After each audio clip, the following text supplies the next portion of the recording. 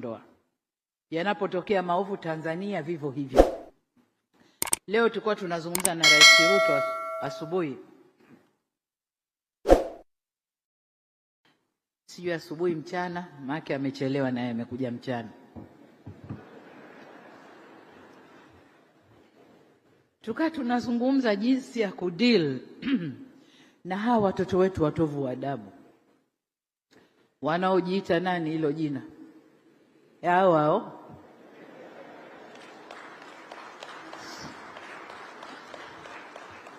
eti na wenyewe wanajifanya ni hao wa East Africa. Kwa hiyo popote wanakwenda kupigania demokrasi. Kwa hiyo wafanye fujo huku, wafanye fujo huku, wachome huku, wadisturb serikali zao. Nikamwambia Ruto, we have to send firm on this watovu wa adabu hao. Tusichague wa Tanzania au wa Kenya. Wakija kwangu na chapa mikwaju, wakija kwako chapa mikwaju, ili wakae sawa. Na hapo tutapata jumuiya ambayo ina watu wenye heshima na ina watu walionyooka. Neno demokrasi lisituchafulie nchi zetu wala mila zetu wala desturi zetu.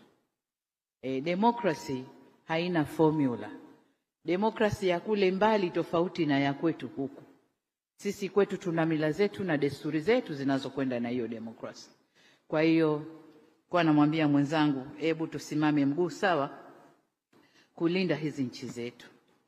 Nilikuwa namsikiliza kaka yangu Mudavadi akisema anatamani kungekuwa na shirika la ndege la East Africa. Natamani kungekuwa na East African Harbors na nini. Natamani, jamani ndugu zangu, si alikuwepo? Our founders of the nations walituundia. Ikatokea nini?